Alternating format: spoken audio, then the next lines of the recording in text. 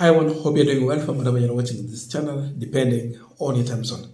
Now, Ruto is still in the Western region, and of course, he's pushing for his campaign. He has his own strategy and approach to politics.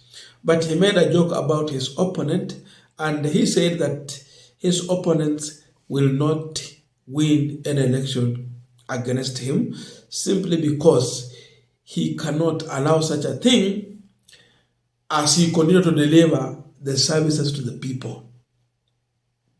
Now, Ruto thought that he is just responding to Kalonzo Musyoka because that's the man he believed that he can challenge him on the ballot. As he was making that joke, hata nishinda, mimi nimejipanga, mimi nafanya kazi, na sijaanza siasa. The Kisii Senator, Richard Onyonka, has a dossier for William Ruto. If he thought that he can get a through pass, and just win against his competitors, then he has more people who are going to challenge him, and these are serious candidates. He gave Ruto the reason why he will not win the next election. Vitu kwa ground ni different. That Ruto has cost his legacy by abducting Kenyans. To an extent, a lady who is a nurse who complained about SHA, she is being abducted. The issue of unfair distribution of resources in this country is a question that Kenyans will keep on asking. He seems to be favoring a region, then dropping the other region, but largely it is lip service. Vitu kwa ground is different according to Richard Onyonka. Mheshimiwa Rais William Ruto, jana niliona ukituchekelea unasema kuwa sisi tumeanza kutetemeka kwa sababu utatushinda kura. I say, boss, vitu kwa ground ni mbaya. Boss, Mr. President, let me tell you and give you simple advice.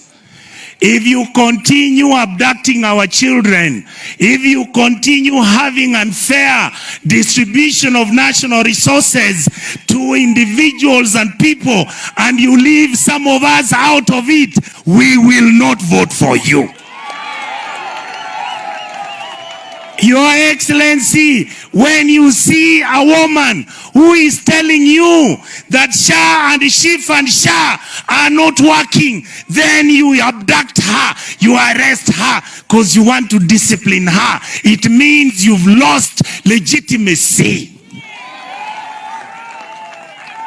Your Excellency, where we come from, the Kisii community believes in excellence. The Kisii community has produced the best lawyers like Okongo Mogeni, the best judges like Judge Maraga. We have produced our good professors and doctors, and we expect excellence from you.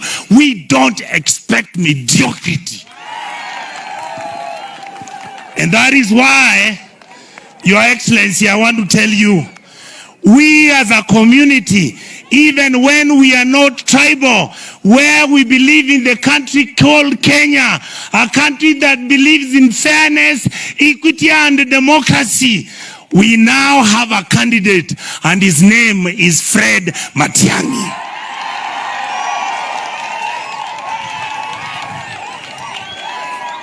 Sasa Mheshimiwa Rais, sasa wewe jipange. Ujipange na sisi tutakupanga.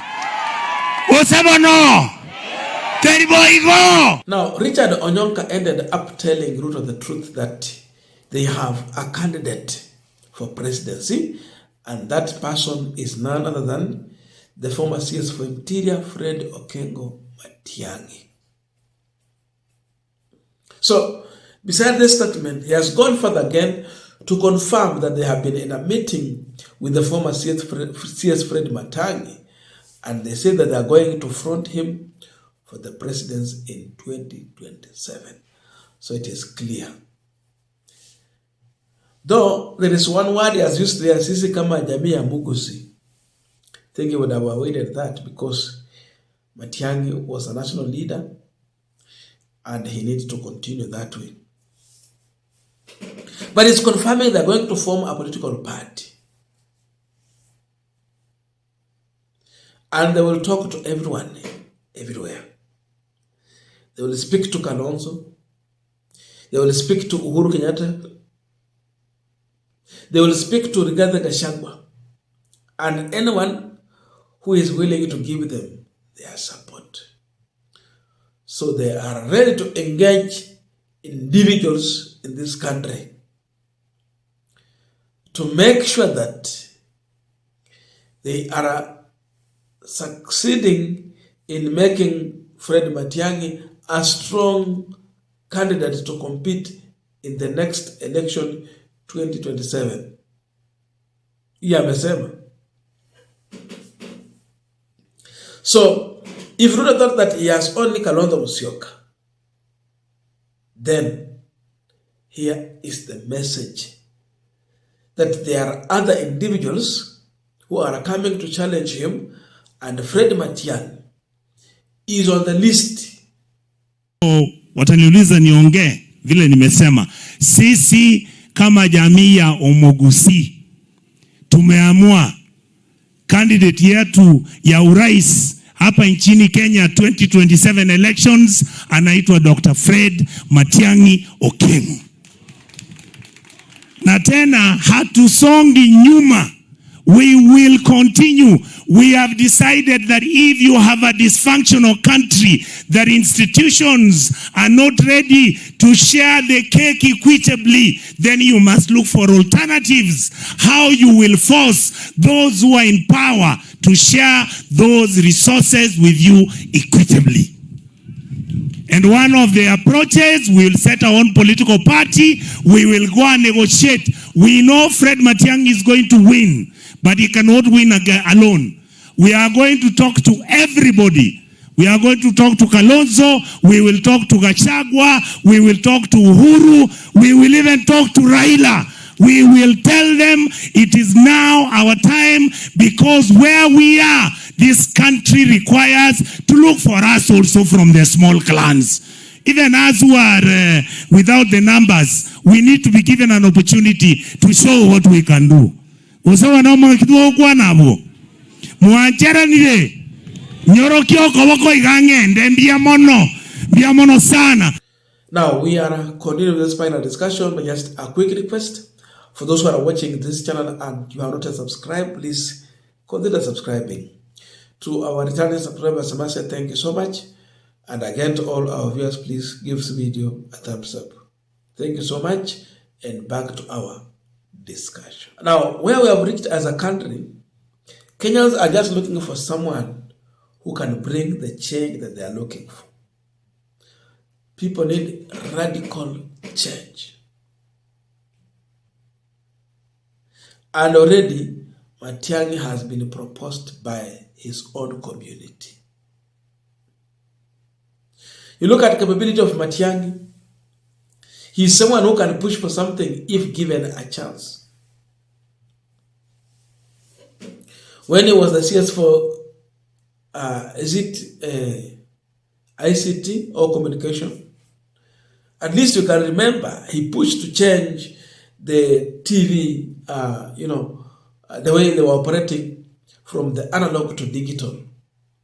It wasn't easy, but he made that radical change. Now we are here. It has been digitalized. In the Ministry of Education, there is a lot you can remember about Fred Matiangi. He at least tried to clean that sector.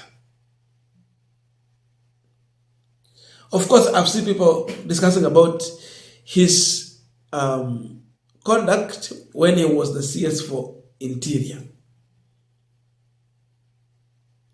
Of course, there have been the issue of abduction, the issue of mistreating Kenyans when they are protesting. But I can tell you, normally the president is directly involved in these issues.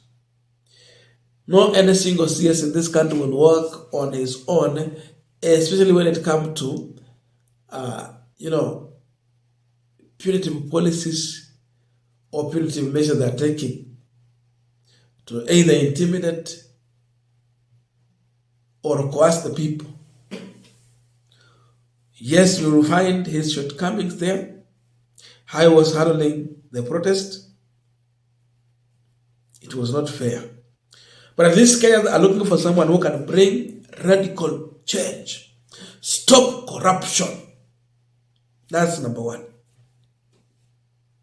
You put William Ruto here, you put Matiangi here. Who among the two can be promising to fight corruption? Matiangi will score high. At least it has been proven and tested, if given a chance, he can deliver. You put Ruto here, Matiangi is here.